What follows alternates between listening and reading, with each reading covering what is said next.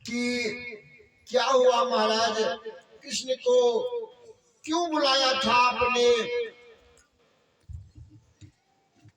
भगवान कंस के द्वारपालों ने कहा कि भगवान आपने क्यों बुला लिया था कृष्ण और बलराम को? कहा क्यों, क्या बात हुई? कहा अरे आते ही उन्होंने तो धनुष के 3 खंड कर दिए, कुलियापुर नाम के हाथी को उठा के पटक दिया और उसके दांत को उखाड़ करके कंधे पर रख करके बलराम जी अंदर प्रवेश कर गए। और तो और है, आपके धोबी को मार दिया, दर्जी से कपड़े सिलवा लिए और कुब्जा सी चंदन वो लगवा करके उसे परम सुंदरी बना दिया है। और तो और महाराज, बड़े दुख की समाचार ये है कि धनुष को तोड़ दिया, जो धनुष आपको शिव जी ने दिया था।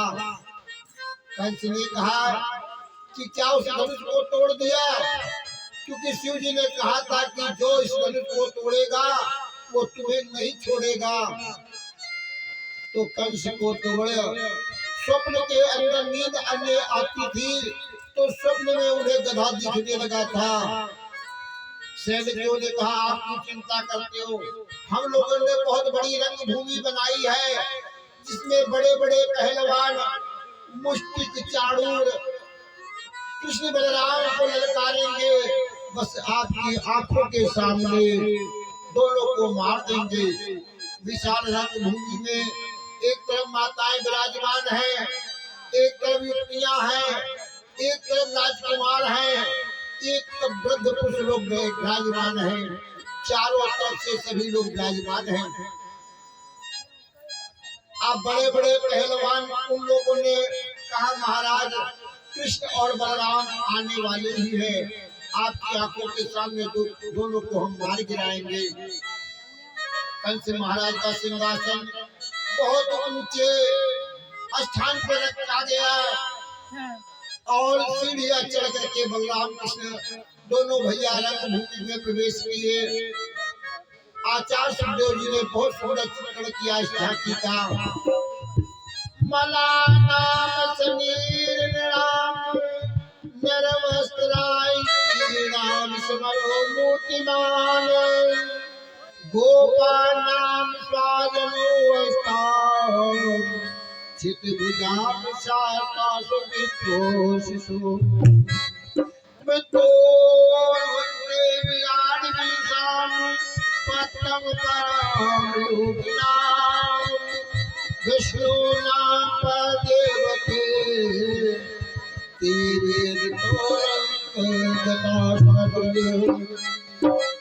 कृष्ण तो एक ही है, लेकिन लाखों नर नारी को आश्चर्य है कि एक ही कृष्ण सबको अलग अलग रूप में दिखाई दे रहे हैं। बड़े बड़े मल पहलवानों को मेरा गोविंद पहाड़ जैसा दिखाई देता है, युक्तियों को कृष्ण कामदेव के समान दिखाई देता है, और कन्हैया मित्रों को, कन्हैया उन सबको, ग्वालियों गोप को मित्र के रूप में दिखता है, और राजकुमार को कृष्ण राजकुमार दिखता है। जिनने जिस रूप से देखा कृष्ण को, आज कृष्ण उसी रूप में सबको अलग अलग दिखाई देते हैं। योगियों को कृष्ण परम तत्व के रूप में दिखता है, ज्ञानियों को ब्रह्मा के रूप में दिखाई देता है, भक्तों को भगवान के रूप में दिखते हैं। जाती रही भावना जैसे प्रभु मूरत देखी तिन तैसे, भावना जैसे प्रभु मूरत देखी तिन तैसे, जाती रही भावना जैसी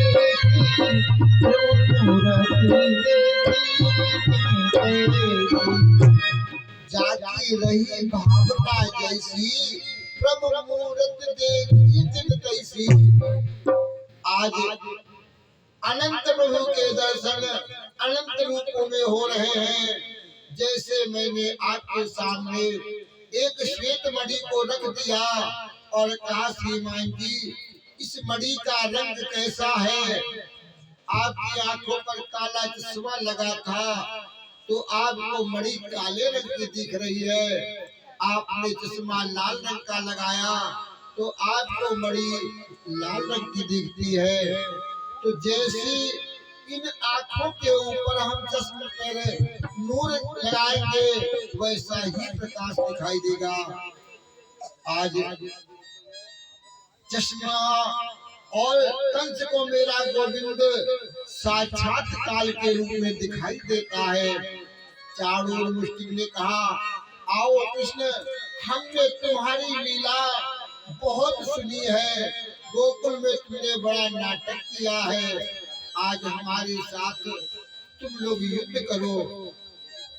कन्हैया बोले, लड़बो तो हम पे आवे ना, कैसे नहीं आता?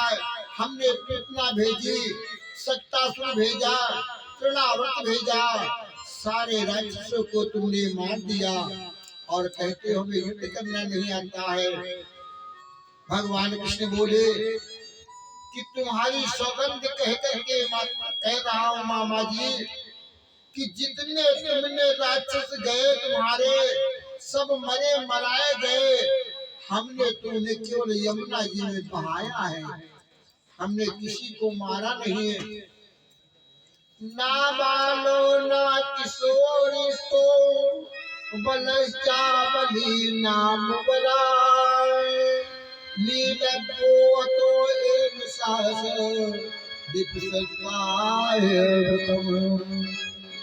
तुम बालक नहीं हो ना ही तुम किशोर हो।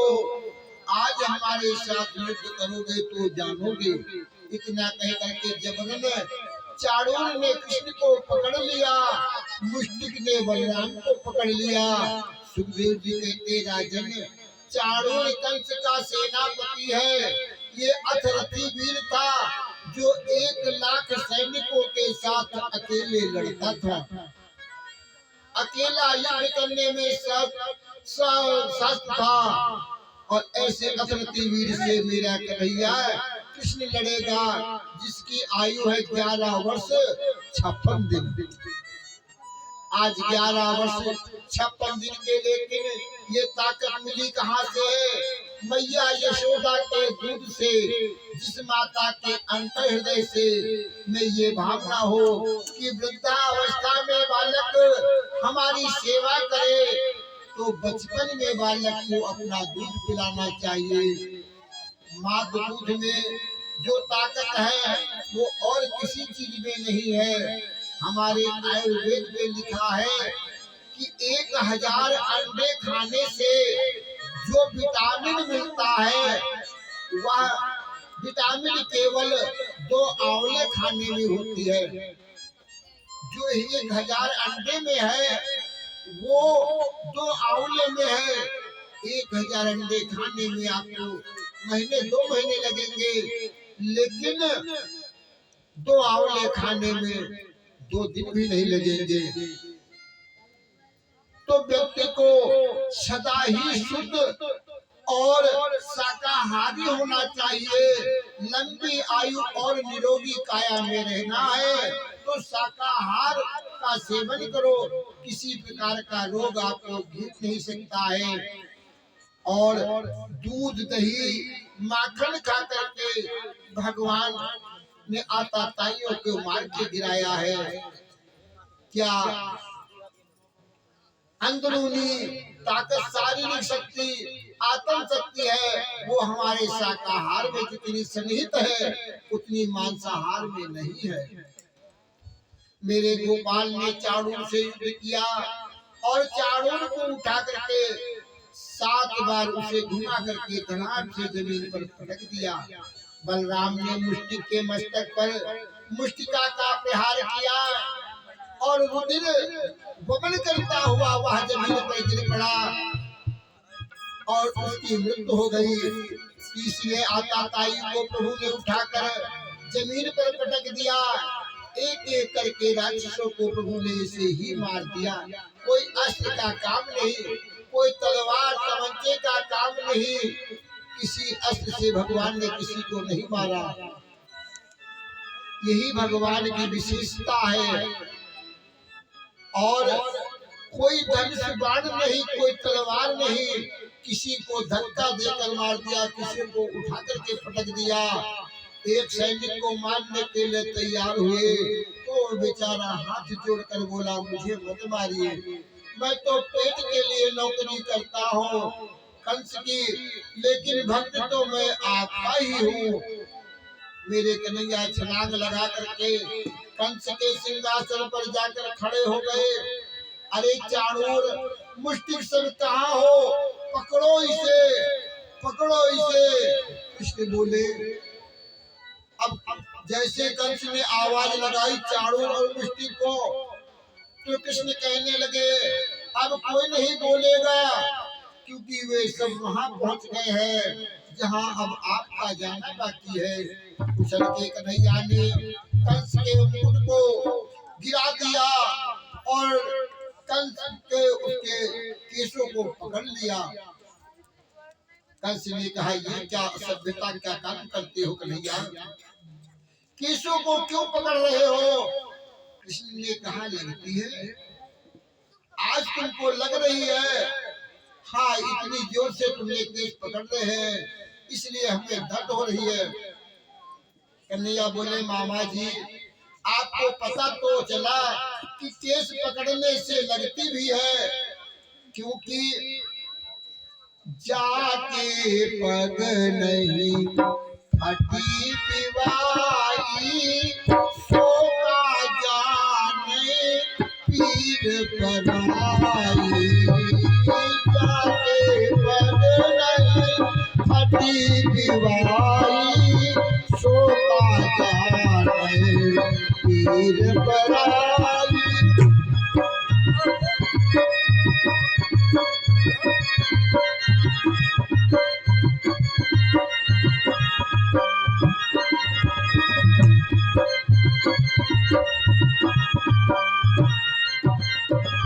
कहने लगे गोविंद, मामा जी जब तक किसी के पैरों में बिवाई नहीं पड़ती है, वह क्या जाने कि किसी के दर्द भी होता है।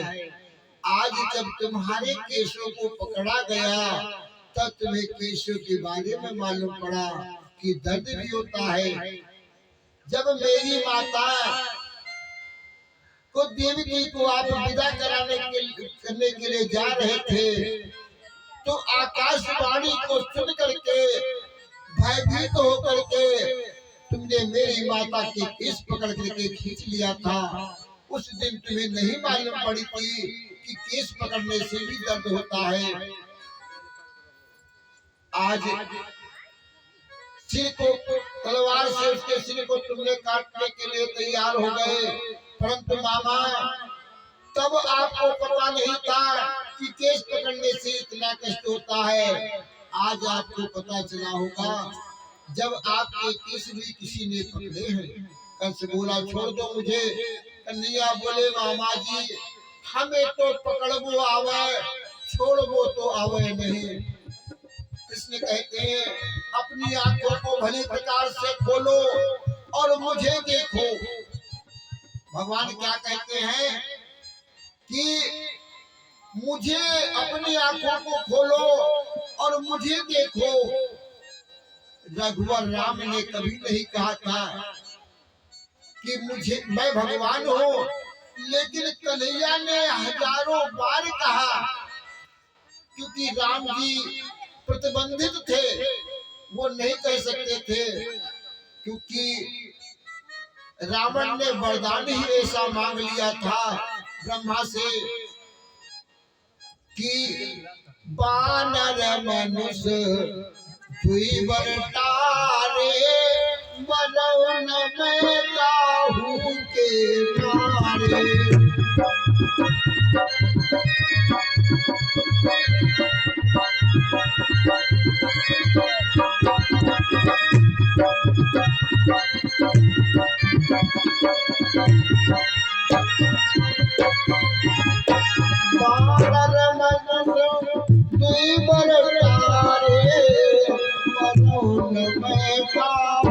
के मारे।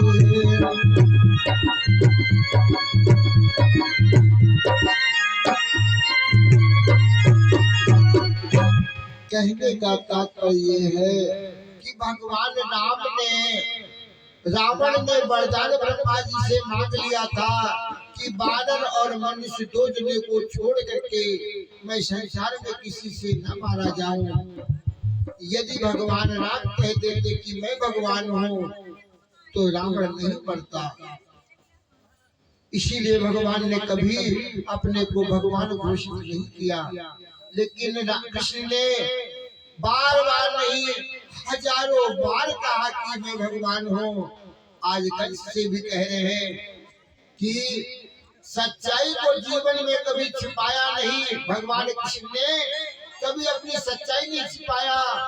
तकरीबन 50,000 बार कन्हैया ने जरूर कहा कि मैं भगवान हूँ, मेरी शरण में आओ, मैं तुम्हें मुक्ति दूंगा।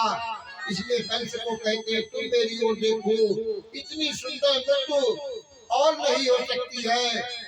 हम जीवन भर यही प्रयास करते हैं कि अंत समय किसी तरह से गोविंद का नाम मुख से निकल जाए और मेरी मुक्ति हो जाए, लेकिन नहीं निकलता है।